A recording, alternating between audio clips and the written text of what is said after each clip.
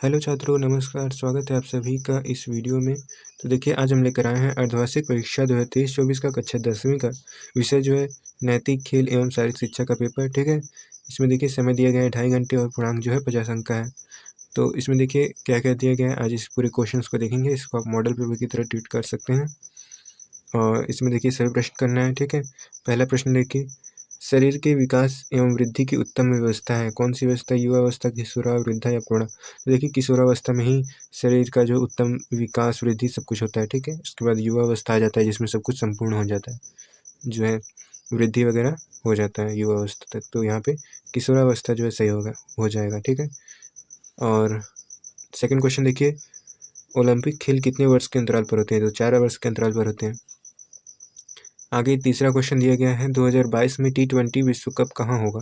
Australia में। ठीक है, तो आपका सेकंड सही हो जाएगा। चौथा क्वेश्चन देखिए, खेल दिवस कब मनाया जाता है? तो 29 अगस्त को मनाया जाता है और मेजर ध्यानचंद्र जी के जयंती के उपलक्ष्य में उनको श्रद्धांजलि देने के लिए। ठीक है, और आगे देखिए पांचवा क्वेश्चन दिया गया है, योग शब्द की उत्पत्ति किस भाषा के शब्द से हुई है?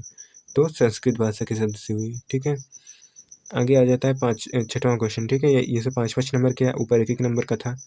इसमें देखिए छठवां क्वेश्चन में दिया गया है, शारीरिक शिक्षा की परिभाषा और इसका महत्व बताइए। तो शारीरिक शिक्षा क्या है? शिक्षा का वह अंग जो शारीरिक गतिविधियों को प्रशिक्षण देने का माध्यम बनता है, वो शारीरिक शिक्षा कहलाता है। ठीक है, इसका महत्व क्या है? चलिए इसको हम बुक से आपको दिखा देते हैं। तो देखिए यहाँ पे शारीरिक शिक्षा का महत्व दिया गया है। ठीक है, इसमें देखिए शारीरिक शिक्षा छात्र छात्राओं में स्वास्थ्य का विकास करती है, छात्र छात्राओं में शक्ति, क्षमता और सहनशीलता उत्पन्न करती है, शरीर के विभिन्न अंगों का संतुलन विकास करती है और मानसिक परिपक्वता को विकसित करती है। ठीक है, इस प्रकार इसमें से आप कुछ पॉइंट ध्यान में रखेंगे और अगर इस टाइप का क्वेश्चन आता है तो आप लिख लेंगे। ठीक है, तो चलिए नेक्स्ट क्वेश्चन देखते हैं। आगे सातवां क्वेश्चन ये है, नैतिक शिक्षा का क्या महत्व है?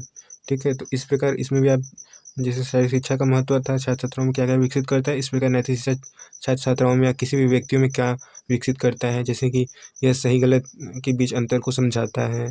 ठीक है, और व्यक्तियों के बीच मानवीय गुणों को विकसित करता है। इस प्रकार के महत्व आप इनमें लिखेंगे, क्या क्या मतलब विकसित करता है नैतिक शिक्षा छात्र छात्राओं या बालक बालिकाओं किसी में भी। ठीक है, इस नैतिक शिक्षा क्या क्या उनके गुण आते हैं। ठीक है, तो इस प्रकार आप इसके बारे में लिखेंगे।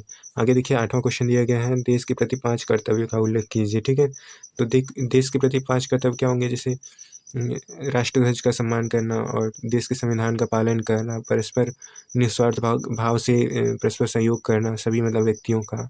ठीक है, इस प्रकार के कर्तव्य आप लिखेंगे, जो जैसे कि राष्ट्रीय संपत्ति की रक्षा करना।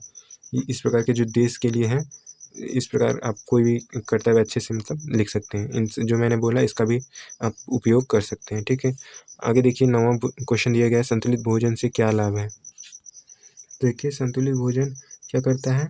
विभिन्न प्रकार के पोषक तत्व प्रदान करता है। ठीक है, जिससे आपके शरीर में रोग नहीं होंगे। ठीक है, और रोगों से भी बचाता है। ठीक, और आपके शरीर में रोग प्रतिरोधक क्षमता बढ़ाता है। ठीक है, इस प्रकार अब संतुलित भोजन से क्या क्या लाभ होते हैं, मतलब शरीर को क्या क्या फायदे होते हैं? शरीर स्वस्थ रहता है और स्वस्थ शरीर में स्वस्थ मस्तिष्क का विकास हो सकता है। इस प्रकार जो जो लाभ है वो आप यहाँ पे लिख सकते हैं।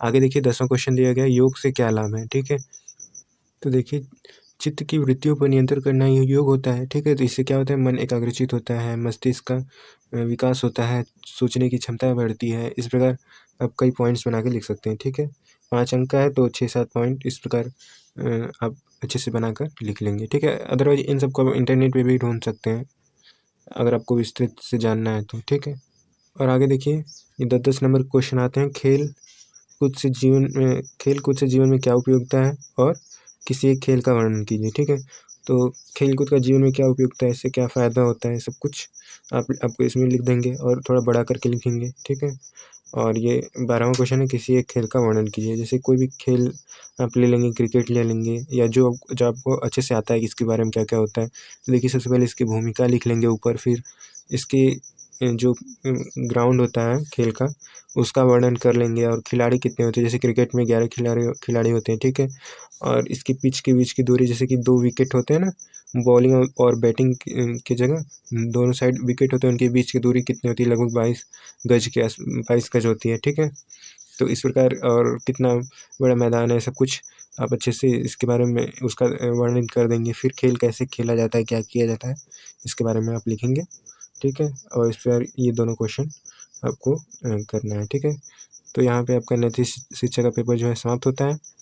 और ये वीडियो आपको कैसा लगा हमें कमेंट में ज़रूर बताइएगा, और वीडियो को लाइक कर लीजिएगा अगर ऐसे ही एग्जाम से रिलेटेड कंटेंट चाहिए तो। ठीक है, मॉडल पेपर वगैरह चाहिए तो आप चैनल को सब्सक्राइब कर लीजिए। धन्यवाद।